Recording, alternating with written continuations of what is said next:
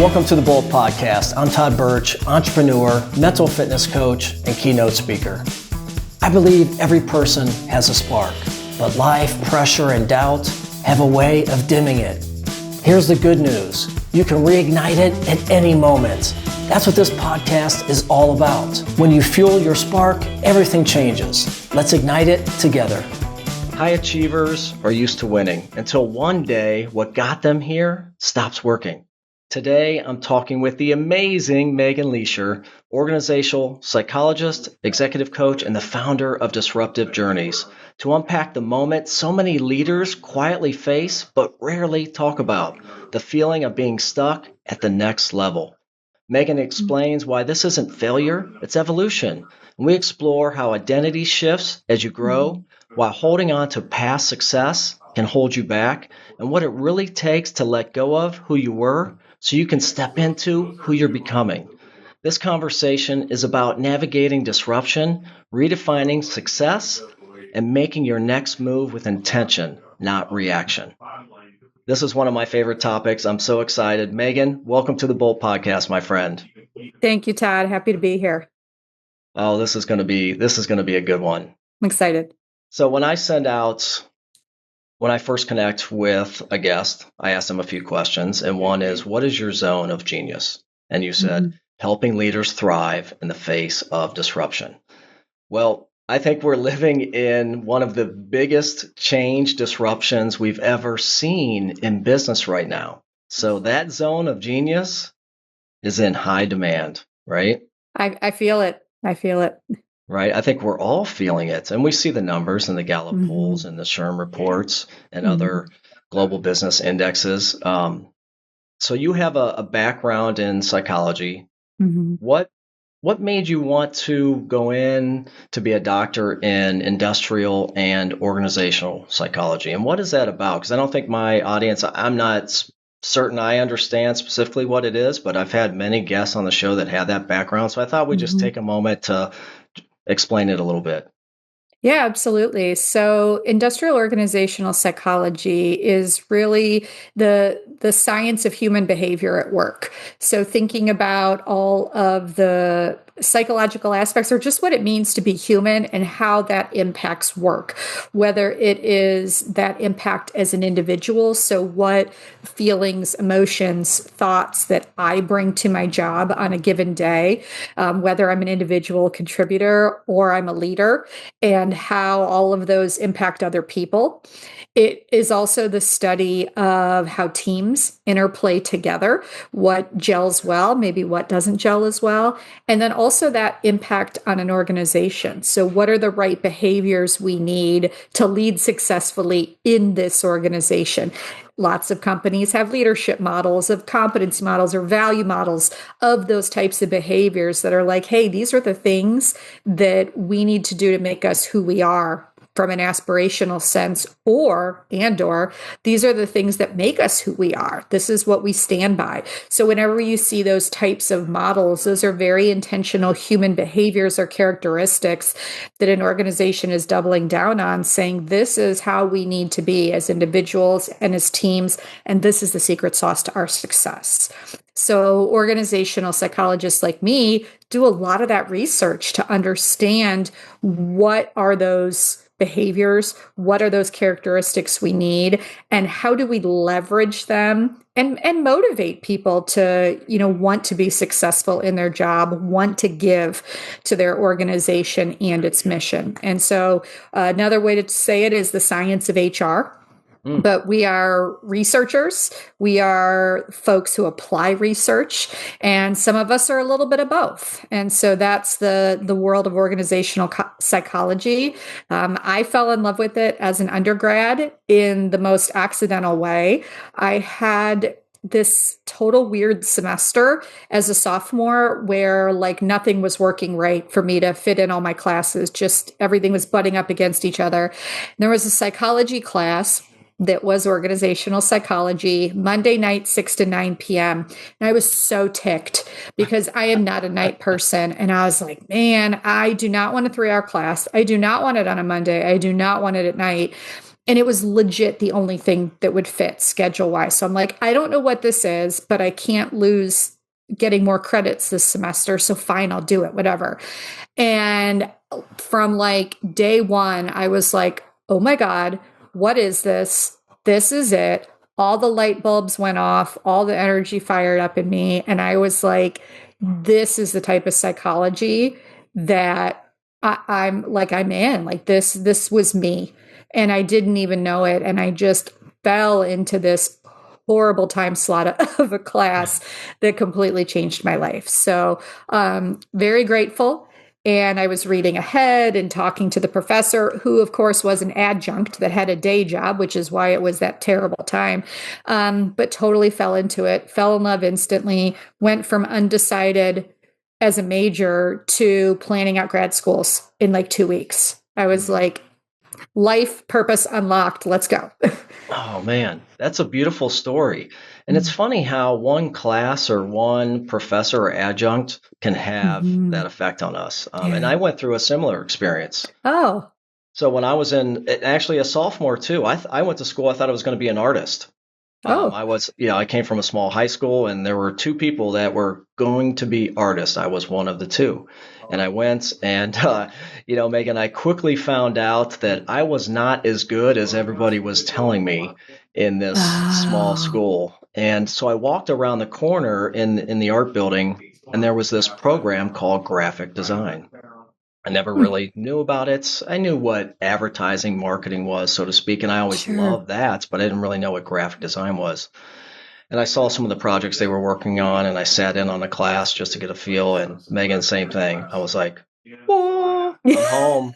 I'm home." I took one class, intro to graphic design, and I'm like, this is me. I love the Yeah. structure of it. I love the Yeah. visual design, um, and then once the computer came into place, I fell in love with the computer and graphics, computer graphics, and I the rest love was it. I history. But love that we both had that moment where like every cell in our body lights up and yeah, you're just like 100% go, like you know what that now. is? Absolutely. It's the Igniting the spark. spark, It's baby. igniting the spark. And Love it. I think it's a good lesson. I know a lot of what we're talking about today is really focused on kind of those one percenters, the people that are Hmm. the high performers.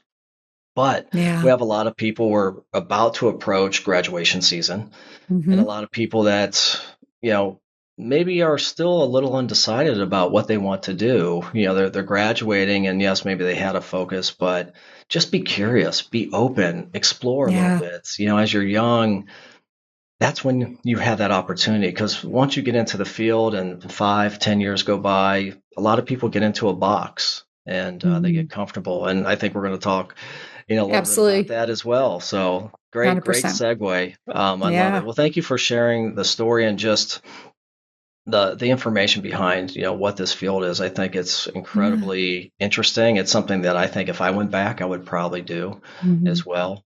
I don't know if I could manage the coursework, but I certainly would have I a think you could passion do for it. it. But you've been doing this a long time, almost I 20 some have. years, right? Yeah. Yeah. Yeah. Went by fast. It's been a lot of fun. So It goes I by know I fast. listened. Yeah. And that's a lot of experience, and you've helped a lot of leaders, and your focus has really Hmm. been on helping leaders thrive in Yeah. disruption.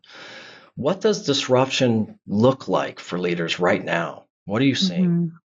So I see both external disruption and internal disruption. And in a lot of cases, it's both. So disruption for leaders right now is having to do more with fewer people, Mm, with so many organizations in a place of like a hiring freeze or wanting to go in new directions, but not willing to add headcount to those directions. There's lots of situations where leaders are being pushed to accomplish more, but with fewer people and maybe people that aren't necessarily the right people. So mm, the disruption of increased performance or a pivot, a change in direction without additional expertise to maybe help get them to that starting line, let alone finish line. So mm, I see that happening a lot. I see a lot of leaders who loved their job, loved their company, loved their team, and then something changed. Maybe it was a reorg. Maybe they got a new boss. mm, Maybe a strategy change or a project changed. and suddenly everything that was amazing isn't.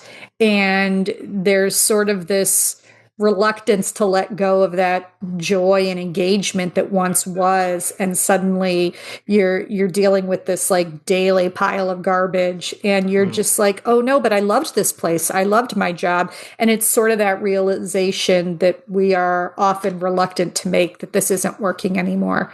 I think about that in terms of like relationships, like somebody, maybe you're seeing someone and, oh, they do something cute, like they leave a sock on the floor. And then they do it again and it's like, oh, it's cute, annoying. And then they do it again and it's just annoying. And then they do it again and you're completely losing it and exploding. And nothing changed. It was a sock on the floor, but your perception of that changed and you realized this doesn't work anymore. So sometimes as humans, we don't often realize how we're feeling or reacting, and disruption of that external kind sometimes makes us have to realize, hey, we're internally disrupted by all of this. So to the other part of the answer, the internal disruption that people are going through, that realization that maybe I always wanted to be a leader and I'm actually not having fun at it, or I'm actually not really good at it, or I actually really just wanted to kick ass as an individual contributor, but everyone told me I should go for the promotion, right? Because promotion often comes with leadership. So this realization of like, hey, this isn't what I thought it was, or hey, maybe I'm in a different place and I want something different. And I just don't realize it yet because I'm this like crazy high achiever and I just keep going and going and going. And then suddenly one day I'm like, oh, I'm not happy. I'm not having fun anymore.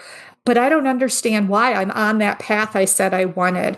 But sometimes we change what we want and we don't always realize it at first. So that's what I love to help do, is to help people unpack, like, why am I so miserable all of a sudden in my job? Or why is it suddenly not fulfilling? Or why do I want to run out screaming when 6 months ago I was deliriously happy here? Just that sheer unpacking of where actually am I now and what am I experiencing is really what I get into a lot with my coaching, because sometimes things are happening and we don't realize it as humans, and then suddenly our attitude's gotten all negative and we're edgy and we're blowing up and we're just like, oh, wait a minute, I hate it here now. When did this happen? And suddenly it feels like it's overnight, when really there were a lot of signs we probably didn't realize because disruption was happening inside of us. Oh, so much to unpack there. I love it. Yeah. You and I are so aligned in our talks and in the way that we operate, and our programs are very aligned, because everything that I do obviously is all about igniting that spark.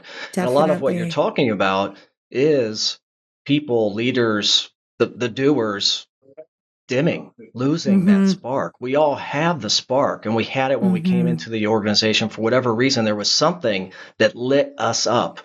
And over time, sometimes we lose that spark. We get comfortable, cozy, and we settle into a comfort zone, which is not good for anybody, not for you, your family, or the organization. And I think so true. We owe it to ourselves, and we owe it to the organization too, to stop, pause, and reflect. And I think that's what's missing in our world today, is the power of the pause and the power of reflection. And I think if we can integrate more of that, it's almost like doing an audit on your life and your work. It's not a performance review per se, but in some ways it is, right? It's just asking yourself the questions. And what I do is I go into organizations and we look at what are the smoke signals. So what you talked about, that's what people are throwing up smoke signals all the time. You have somebody in your organization right now who's throwing up a few smoke signals, and they're there. We can see them, right? And this is what leads to burnout and disengagement. 100%. That Gallup's telling us, that SHRM's telling us, which inherently is chronic stress from change. We all want to change. We don't like the stress associated with the change. And that's just mental. Yeah, and we don't always know what the change should look like. Do we want to be a leader with a bigger team and a broader scope? Do we want to be a leader that's maybe in a different functional area? Do we want to be a leader in a different organization? Do we just want to rock out on our own and deliver great things as an individual contributor? We don't often know what that change is we're seeking. And taking that time to pause, reflect, unpack, you take those pieces and then figure out the next plan. And that's what I love to do with my clients. Yeah, and I like to do the same. And so I think it begs the question, Megan, who is responsible for that? Is that on the organization to recognize the smoke signal and intervene to have that conversation? Or is it on the individual to pause, reflect, and really stand up and go to their boss, their manager, and say, hey, look, John, like, I'm just not feeling this anymore. My spark really isn't as lit as I want it to be, or it should be. I love this company. I love the mission. I love our Yeah. core values, but I think I need some change here, right? Or Mhm. maybe it's time for me to go. And it's okay to have that conversation. I mean, I think I would rather have somebody in my company come up to me and tell me that they're not happy, Mhm. and let's have a conversation. Maybe we can find you the work, that meaningful work that lights you up, or maybe not. Maybe we just don't have it in the organization, or maybe that role is already filled by somebody else who's kicking butt. And we can help you find a job somewhere else, right? Mhm. I think that's the type of relationships that we need to have. But in order to have that, you need to have trust, right? You need to really have that 100%. trust with the individuals, and that takes time. Yeah. And when we are working with less people, asked to do more, manage more people, we don't physically have the time to give all the people. And I think that's a big problem that we're seeing. I don't know what's your thought on whose responsibility it is, and then Yeah. where do we go? We recognize that there is a Mhm. problem in this disruption. Now, how do we get people to reach out to one of us, or a coach, or some external support who can help remediate the situation and get us back on path? Yeah, so many amazing thoughts here that I want to respond to. So first of all, I would love for the organization to feel a sense of duty and accountability to really see those smoke signals, especially if it's coming from a collective team or department. As you think about an individual, I would genuinely hope that that individual's leader would realize, hey, something's different here, and I might not know what it is, but I'm gonna put it out there. I'm gonna be vulnerable and ask the person if they're okay. And you never know what kind of response you might get. And to your point of trust, you never know how thorough, accurate of a response you might get in that kind of situation. And if a leader can say, hey, I've noticed a change in your behavior, or I've noticed a change how you interact in team meetings, or your tone in emails. There's lots of little flags that could be some breadcrumbs that come together. So if a leader is astute enough to notice that change of some smoke signals from one person and say, hey, what's going on, or are you willing to talk about it? First of all, there has to be that trust for the leader to ask, and there has to be that trust for the individual to respond. I think the big thing is quite often when you're in that bad spot as an individual, if your leader does come to you, do you even know what to say? You could be attributing it to the wrong thing, or you could be really angry about a certain project, or how a project is shifted or something. When in reality, there's something internal going on and you can't quite figure out why you're potentially blaming a project or something else. So I think when you have internal struggles and maybe some anger in some ways that you're not sure how to deal with, and you can't quite figure out what's next, I think that's a great opportunity to think about a coach, because we as coaches are designed to help ask the right questions to help an individual solve their challenge. And quite often they don't know what their challenge is. How many times as a coach do we go into a client relationship and the goal is communication, or some sort of, label. And when you start to unpack and reveal what that really means for that individual, and you ask those thoughtful questions, really that individual can start to understand, oh, some things have changed within me, and my current situation in my job or with my organization doesn't match to where I'm going. And that's when there can be that realization of misalignment and really start opening up and figuring out those next steps from there. Mm-hmm. And I think you said a key word. It's misalignment in most Yeah. cases. That's what Yeah. surfaces. It's not burnout. And this Mm-mm. isn't typically a performance issue. Mm-mm. It's misalignment. And that, Yeah. to me, that's on the leader, the boss. If Mhm. you know your people, if you've spent the time, you should see the smoke signals. And it's on you to intervene, right? To have that conversation. Because when the person, the employee has to bring that, they've already in their mind have made some decisions, right? Yeah. And a lot of it is likely they're not seeing a great relationship or the value there. Mhm. So I think a good leader is somebody who really understands the love language of their employees and really what lights them up. And if there are some signals of curiosity shutting down or ownership fading or performance decreasing, whatever the case is, being able to step in and just have a conversation, right? Leading with empathy, having a conversation, Yes. and going from there. And hopefully, and I agree, I think everybody should have a coach. I think that Yeah. should be, and I've said it on the show before, and not me or you, just Yeah. we all need support. We all need to get off our island. Mm-hmm. Things are different than they used to be. Life, the world, work, life, integration, we all need support. And Mm-hmm. really just someone to get off our island with, to Yeah. listen. Yeah. And, to give you ideas that maybe spark something that wasn't there already. I mean, I have two coaches. I have a business coach and a health coach. Very drastically different conversations, both areas I need some help with. And having that person to talk with in a confidential manner just makes me share and think about things in both of those areas that I'm like, yeah, I'm not good at that.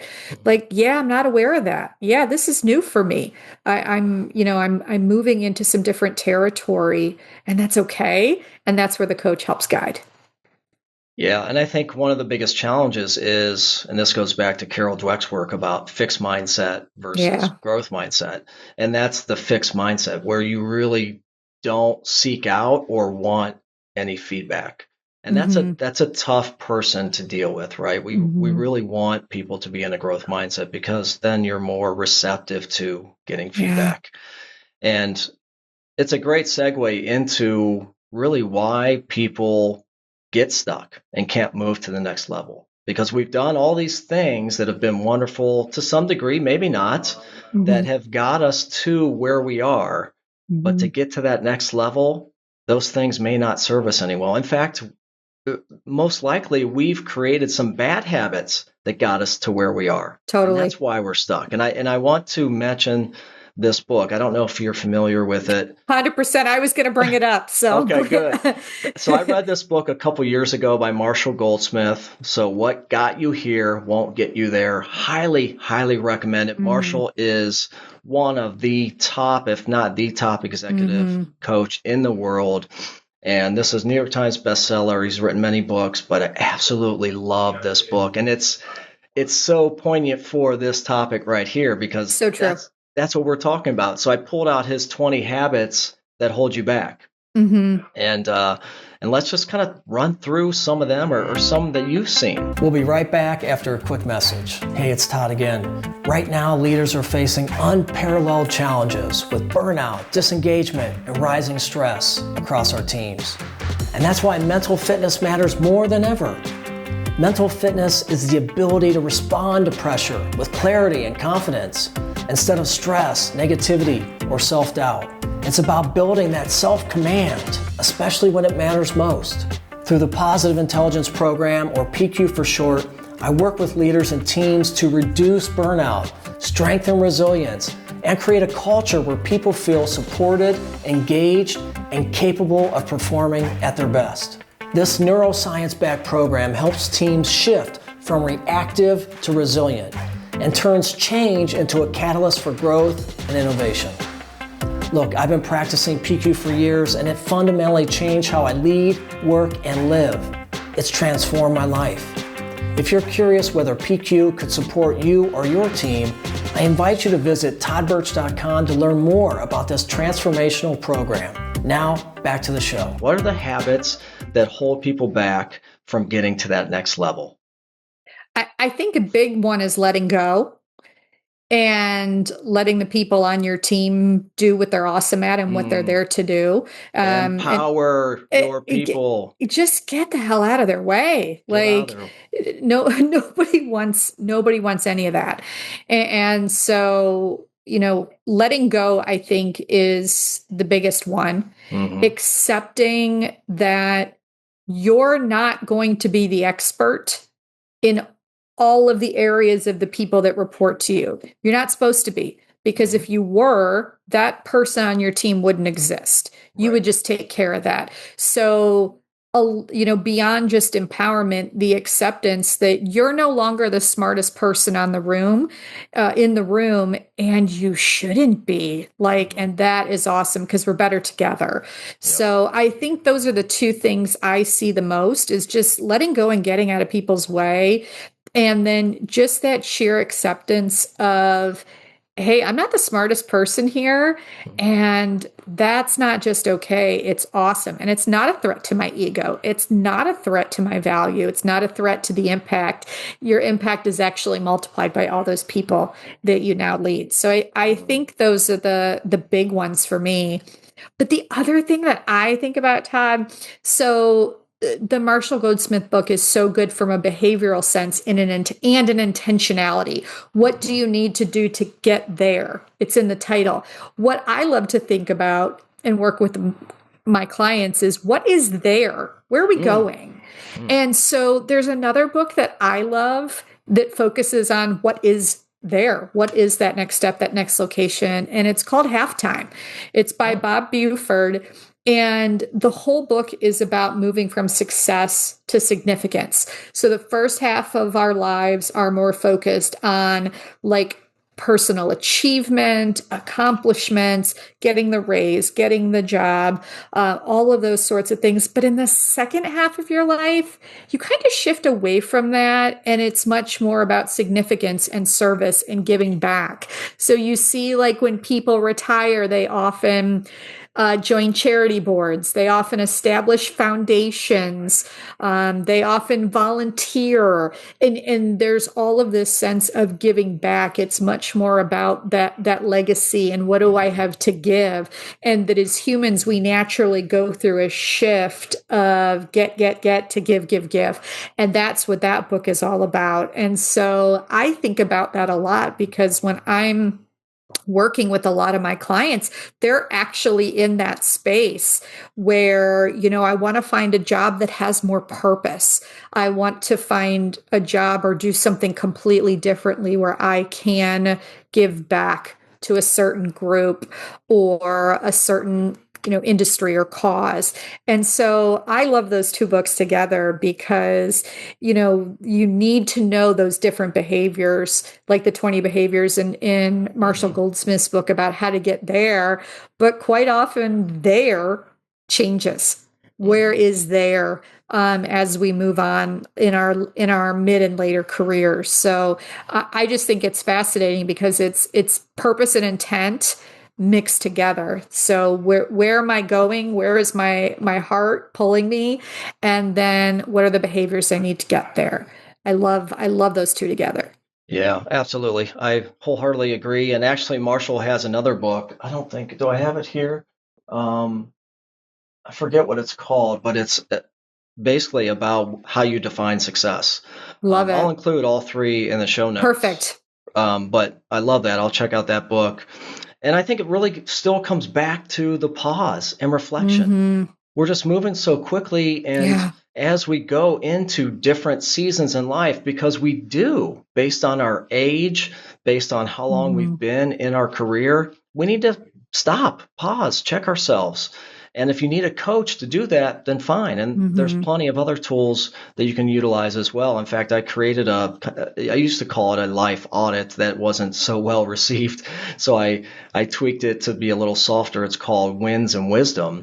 Okay. So it's all about, one, really celebrating all the great things you've done, but also the lessons, things that we could potentially work on, the blind spots, the gaps. Sure. But again, you need to be open to feedback. And a great tie-in to what Marshall does, and I read this and I was like, you gotta be kidding me.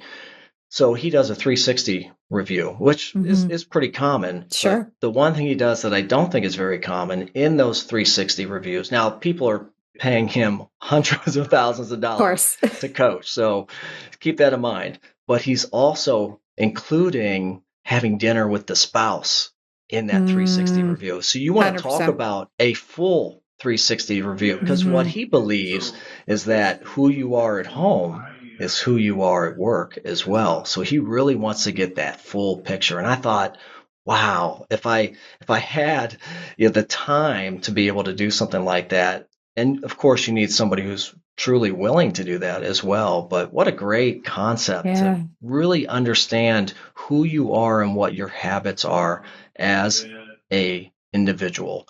Pretty And cool. that connects back to something I use in my career coaching practice for clients who need help in this department. I have them build out a support army of people that they know very well personally and professionally, and people who will challenge them, people who will celebrate them. And the spouse is always on that list. And every once in a while, it's an ex-spouse, and there's still a lot of knowledge and depth that can really be helpful. But in a lot of their homework, they are reflecting on their own in the one-on-one time with me. And then we ask each of their support army members to also do reflection that's guided towards that person, to see what other insights that person sees from their perspective about my client. And then we weave that all together, and the kinds of things that come out are amazing. And the patterns that come out are amazing. How you behave well versus how you frustrate people, a coworker versus a spouse, those patterns can emerge very strongly. And it's also a really great way to hold up a mirror in very vulnerable ways for that pause and reflection. So that's something I love, love, love to do. And my clients always seem to learn and get surprised as part of that approach. Yep. I think that's a great approach. And I love how you've worded it, the support army. I think that's cool. And I often say we all need a tribe.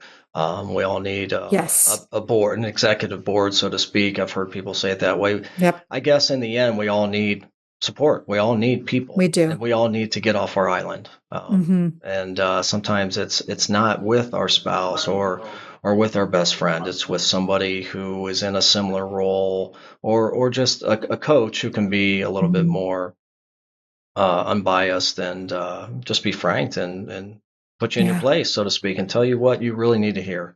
But from a lens of empathy and curiosity. But great. So I absolutely love it. And there's a few more on here, Megan, that I think are really important. 20 habits to hold you back.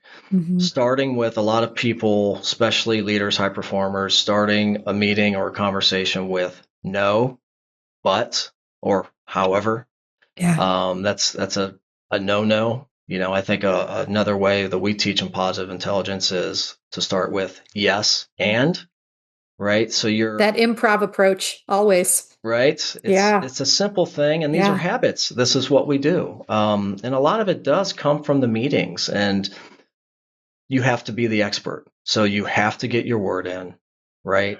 It's the best word. So you're not creating that psychological safety. So people don't feel like they can join in on the conversation. So they hold back, they play it safe, they won't take a risk.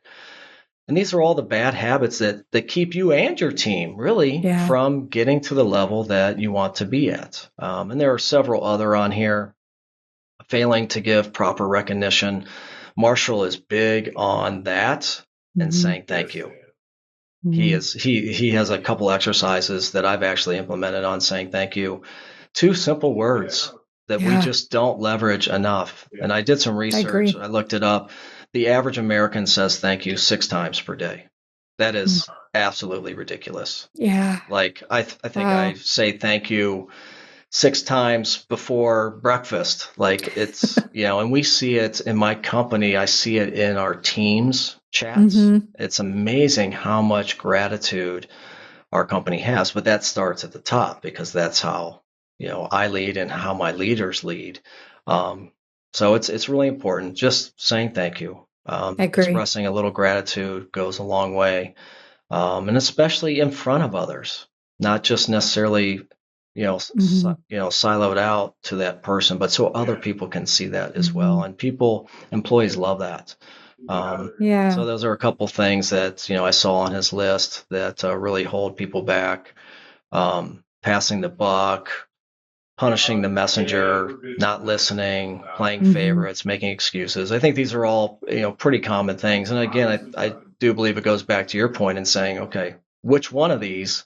What are the bad habits for you Mm-hmm. holding How you do I back? sabotage myself? How do Ooh, we? Yeah. sabotage. Now you're talking PQ language. Yes. And that's where mental fitness comes in, but you'll hear that at the Absolutely. break. Awesome. So where do we go from here, Megan? Where do we go from here? So You high know. achievers, they get stuck, Mm-hmm. um, and they need to get to that next level, right? Mm-hmm. What are some of the signs you see, or is there a small shift that somebody can take today Mm-hmm. to really move them up, get them unstuck? Yeah. I advocate very strongly for awareness of what your body is telling you. Mm, High achievers are moving.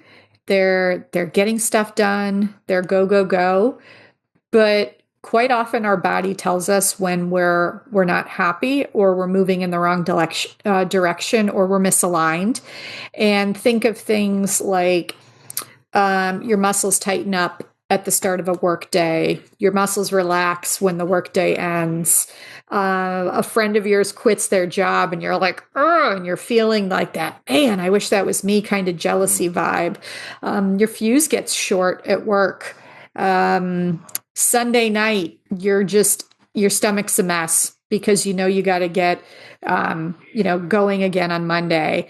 And when people say like, "Hey, how's your job going? How's it going at work?" and everything in you just cringes and you're just like, "Oh, I just want to word vomit all over this, but I've got to mhm, give the happy response." I mean, those are just a handful of so many examples when our body and brain are telling us that we are in a place of misalignment with our careers and that we might need to pause mm. even if it's not hitting us yet. So many of those signals can show up as emotions or physical reactions, and we don't even realize what's happening to us. I wrote an article on this for Fairy God Boss, and the comments were just amazing. Like, oh my gosh, yes, this happens to me. Here's the body symptom I get whenever I know something's Mhm. awry. And it was a great community of sharing just different physical aspects that happen to us. So sometimes I think we're just like, oh, it's stress. Oh, I've just got a lot going on. Oh, there's a lot on my plate. But no, it's really messages Mhm. that we need to receive and embrace and start that pause and think Yeah. about where we are. What's our body telling us that maybe we're not listening to? Hmm. These are all data points. Yeah, they're Data is huge data points. is all around us. We Yeah, just need to be open and curious enough to yeah, see the data. And a lot of the data is smoke signals. yeah. And a lot of this really is based on fear, our survival brain, So right? much. And what role do you think fear plays in keeping people from being stuck or I, getting I to that next level? yeah, I think fear that they might have to admit that this job isn't really who they are or what they wanted. fear that oh, I'm a different person now and I need to publicly say, hey, I'm misaligned and I'm going to step back. Those potential reactions people might get from that. Fear of economic uncertainty if you're backing away from a salary, right? That's a very real one. Fear of what people are going to think of you if you take a career break, even if it's a few months. The identity crisis that so many of my clients and friends go into when they maybe unexpectedly lose a job or walk away from a job, and they don't have a job for like 3 months and they're freaking out, and it's like, this isn't some sort of scarlet letter on you. This is great time to regroup, again, pause, reflect as you're working towards what's next. So I think there's fear of a bad identity perception from others, and also looking at yourself like you're a failure. So many fears stop us from taking action in the right direction. Yep, absolutely. And Yeah. that's just how we're wired. So there's nothing wrong with you. It's our survival brain, and those are our saboteurs and our judge. I was just going to say, it's all judge, right? It's all judge, yeah. Yeah. His bandits of accomplice saboteurs.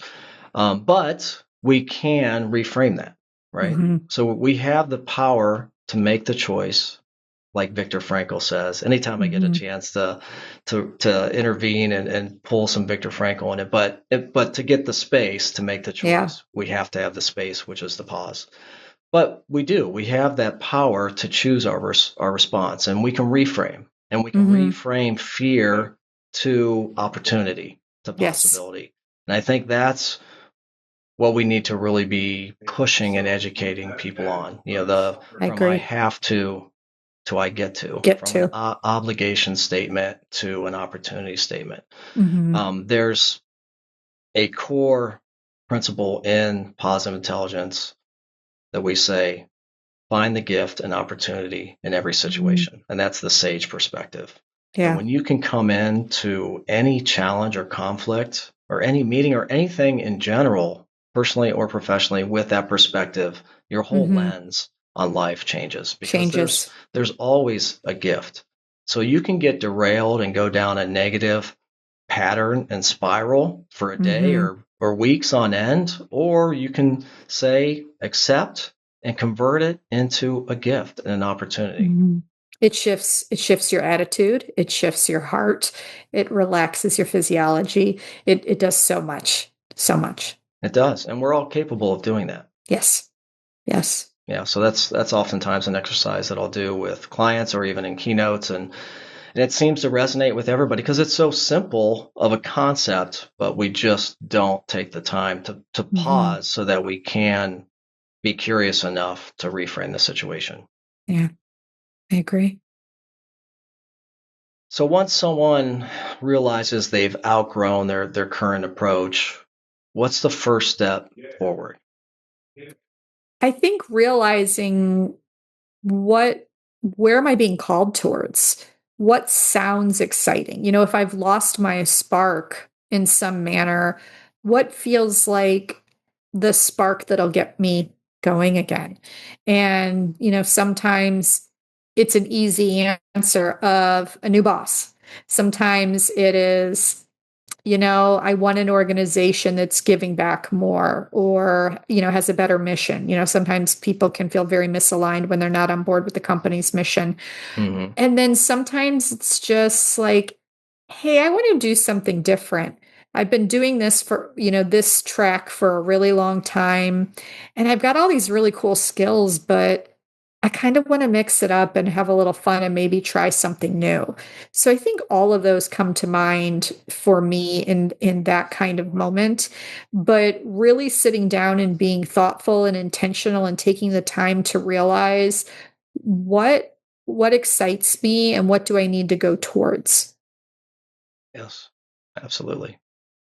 And from your experience, your many years in talent strategy, what are organizations getting wrong about leadership development today? I think the biggest thing they're getting wrong is starting to focus on it way too late in terms of where the leader is in their leadership journey. So much effort, money, programming go into mid-level and senior level leaders. Commonly like, okay, if you're VP and above, there's a special program, or if you're a VP and above, you get a coach or something like that. And what I think is fascinating is that we're not even bothering to let individual contributors know what leadership looks like. What does it mean? How does your life change when you become a leader? There's no realistic preview of what leadership looks like. And so I think what organizations are getting wrong is not putting effort and money towards the foundation of building leaders before they become leaders. So when you think about all of the things that shock you as a leader, like your time isn't really your own, your schedule isn't really your own, you have to help people do their job, but you're going to still have, individual contributor things on your own plate. So how do you juggle that? You're going to have employees that are arguing with each other. You might have someone who comes to you and is crying, and there's so many things that happen as a leader that are the caring of other people and the helping of other people be successful individually and together, and what that even looks like. I think organizations have a huge opportunity to be building that foundation at the level of the individual contributor and getting those first time leaders the second they are promoted, and say, hey, here's what it's all about. Here's how your life's going to change and your work life's going to be different. And let's talk about what that might look like, feel like, and how your days are going to be different. Because just that shock and awe of becoming a leader for the first time, man, I don't think organizations prepare people for that whatsoever. Yeah, I've seen it. I agree 100%. And I think people too, and I think you're right, that beginning, but also there might be a piece even before that about what it looks like to be a leader. Maybe you don't want to be a leader, Exactly. right? So instead of getting into the Exactly. role and then having to pull back or be Hmm. let go or leave, not everybody is meant to lead. Now, we're Yeah, all naturally leaders, right? sure. But not everybody is meant or able to really be a great leader. It's Yeah. just the honest truth. And sometimes I think everybody feels like they want to be because it's climbing the ladder. It's And the yes, climb. it's the Yeah. promotion and more Yep. money. But at the end of the day, you're going to likely not do the things that you were doing that really lit you up. So if Hmm. that's what's continuing to light you up in that season of life, then maybe leadership is not for you, and that's okay. Yeah. It And doesn't that's mean okay. that Yeah, you're that's not totally an okay. integral part of this team and this mission and the growth of the company. Yeah, I have So. so many colleagues that as they've grown in their career, they suddenly hit this point where they get to do something awesome on their own, like a senior level individual contributor. And they're like, guess what? And I don't have to lead a team anymore. And everyone's like, all right, that's amazing. Like, and we're all cheering people on because we all want to feel like we're accelerating, growing, being promoted is a bit of a checkbox on that kind of journey of feeling that growth and acceleration. And it always seems to come with managing other people. And so maybe that's something we wanted, and maybe that just sort of is the consolation prize for some Mhm. people, and they're like, oh, this kind of sucks. I want to be awesome, but maybe I'm just meant to be awesome on my own, and letting go of what they thought was part of the package of being successful, quote unquote, growing and accelerating their career. But really, they could just want to be awesome on their own and let go of that leadership aspect. And again, it's totally okay, to your point. Yeah, it's a huge responsibility, Yeah. and it can be heavy. We're Hmm. talking about managing human beings. I don't Yeah. care if it's 2 or 10 people. You're managing humans, and Yeah.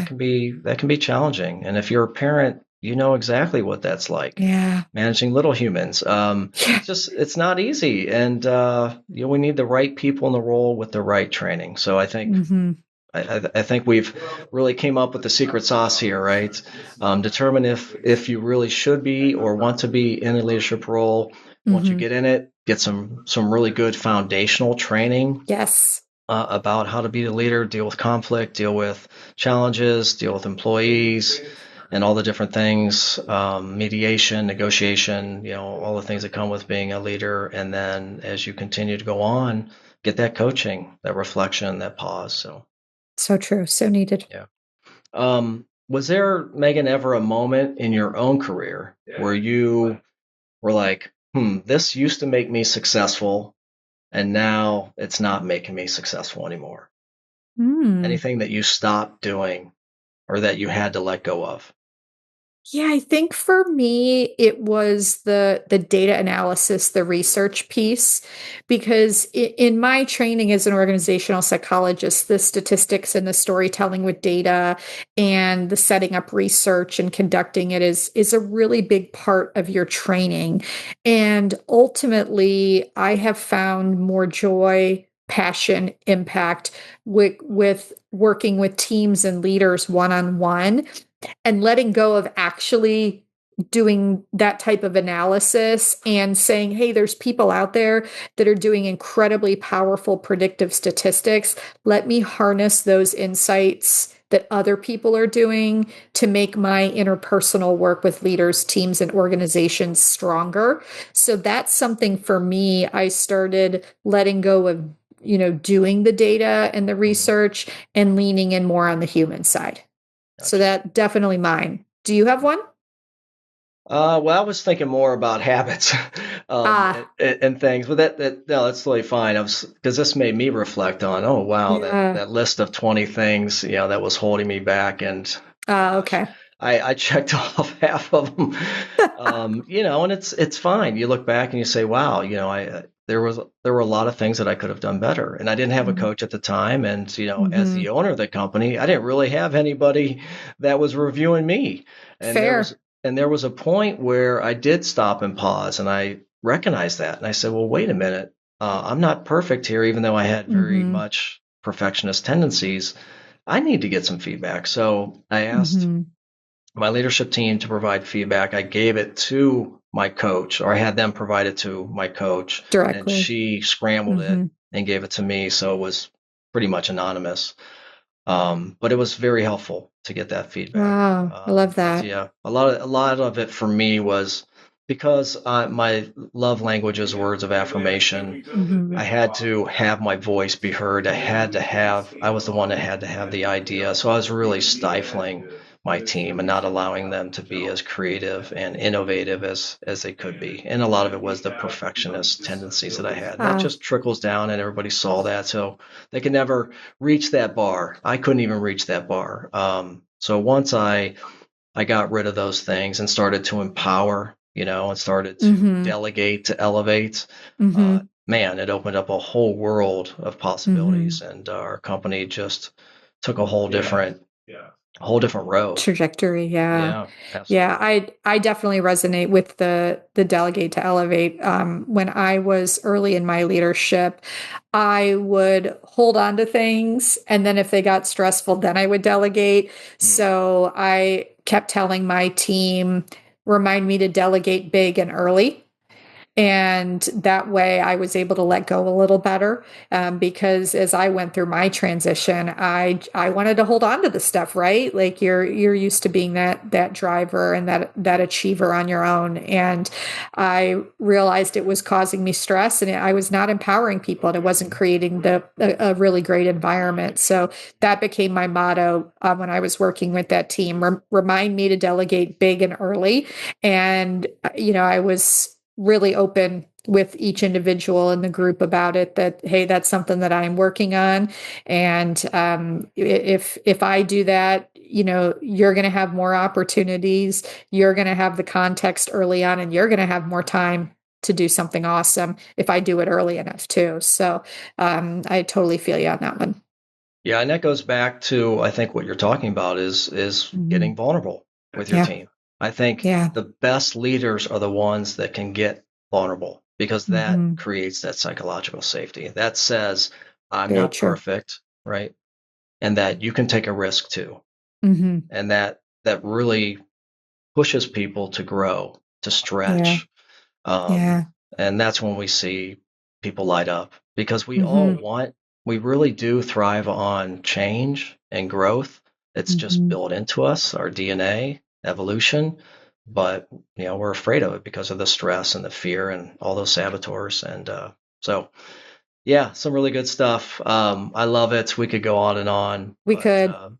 We're going to come to a close here, Megan, but we do have the lightning bolt round. So these are quickies, 1 word, maybe 2-word answers. Okay. All right. So what's currently igniting your spark as a leader right now? Ooh. Breathing. Ooh. Never heard that one before, but should. Taking the pause, taking a breath, taking 27 breaths. Where am I? Where do I need to be? Using the time and the space in a physiological way.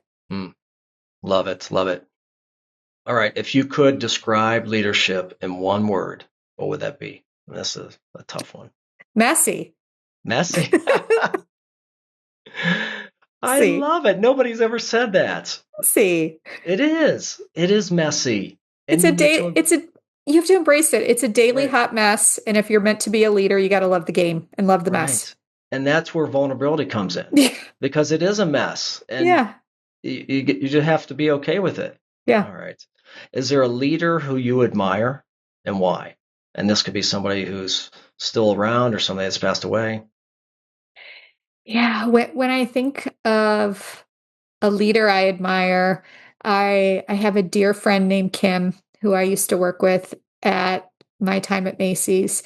And Kim was the head of HR for our foods division, which you don't think about a retailer having a foods division, but Macy's has all kinds of sit-in restaurants and quick food options. And if you think about the Starbucks inside Macy's and all of those things, there's a whole foods division. And she has this really strong restaurant background, and she has an HR background. And she was able to take these and put them together to do something really amazing.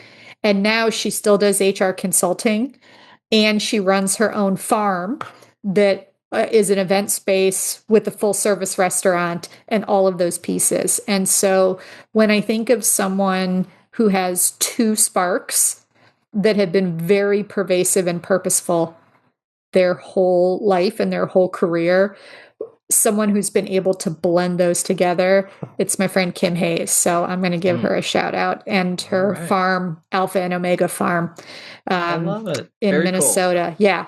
Very love cool. her. Love her. All right. Do you have a favorite leadership book that you would recommend? I know there's probably a million of them, but what comes to mind, especially maybe somebody, because we're talking about a high performer, somebody that's stuck, wants to go that next level. Obviously, there are 3 that we mentioned that'll be in the show notes. Is there any others? Absolutely. There's one that I love called Indistractable, and I forget who the author's name is. We'll get it in the show notes. Absolutely. It's all about focus and gaining traction, and what are ways that you can find your zone, be amazing in it, and just rock out and get stuff done. And so whether that is figuring out the solution to a team problem, whether that is focusing on a project, or whether that is reflection, just creating that zone where you are indistractable to really have that safe space and that dedicated space to accomplish what you need to accomplish. Love it. We'll include that in the show notes. Sure thing. And then last, this is probably the most important one. Do you have Chuck Taylors on right now? I do not. Okay. I have my Crocs on right now. It's a casual day, but I will be going out later, and I will wear a pair for you, definitely. Okay. Do you have a favorite? Can you describe your favorite pair of Chuck yes, Taylors? Absolutely. So my favorite Chuck Taylors are high tops. They are Ozzy Osbourne licensed, and they are designed to look like a straitjacket. It's like leather buckles. Oh my gosh. Across it. All right. And you have to send a picture so that they're we can amazing. put it on the show notes page. Yeah, they're amazing. I got them in Victoria, Canada on a day trip. Had no space for them and like shoved them in my purse. Like, I don't even know how I got them back to the US because I just, had nothing to carry anything, and just love them to pieces. Okay. Very cool. Very cool. I don't have a pair. I used to have a pair when I was breakdancing. That was the That was the thing. Breakdancing. Chuck Taylor's red pair of Converse at the time, and then it shifted into suede Pumas. Those were the things. But anyhow, I digress. Back to you. All right. So closing. Powerful last message. If someone listening is feeling stuck right now, what's one small shift they can make today to move forward? Take the time to reflect on the question, where do I want to be? I love it. Where am I going? Where am I going? Right. Very cool. Megan, tell us real quickly what you do and how somebody can find you, reach out to you, hire you, because you're amazing. Absolutely. So thank you, Todd. My company is Disruptive Journeys. I'm all about helping individuals, teams, and organizations thrive in the face of disruption, all these things we've been talking about today. I offer executive coaching, career coaching, and leadership facilitation and interventions. I also do strategy guidance, different things at the team and organizational level. Right now, best place to find me is on LinkedIn, and would love to learn more about different challenges you might have, whether you're an individual listening or you're thinking about your team or your organization. Would love an opportunity to learn more and be of help. Absolutely. Highly recommend. Reach out to Megan. And Megan, this has been wonderful. I was so looking forward to this conversation. Me too. It absolutely lived up to the hype that you and I put on it. This has been a work in progress for several months. It has. I'm happy that we're finally able to connect and have this really important conversation. So thank you for everything that you're doing, and I look forward to continuing our conversation. Thank you for having me today, and I know we'll keep talking, and more to come. Absolutely. Thank you. Thank you. Thanks for spending time with us on the Bolt Podcast. If today's conversation sparked something for you, please share it with someone who could use it. That ripple is how we create impact and light the way for others. Remember, growth doesn't come from giant leaps. It comes from small, intentional shifts that build over time.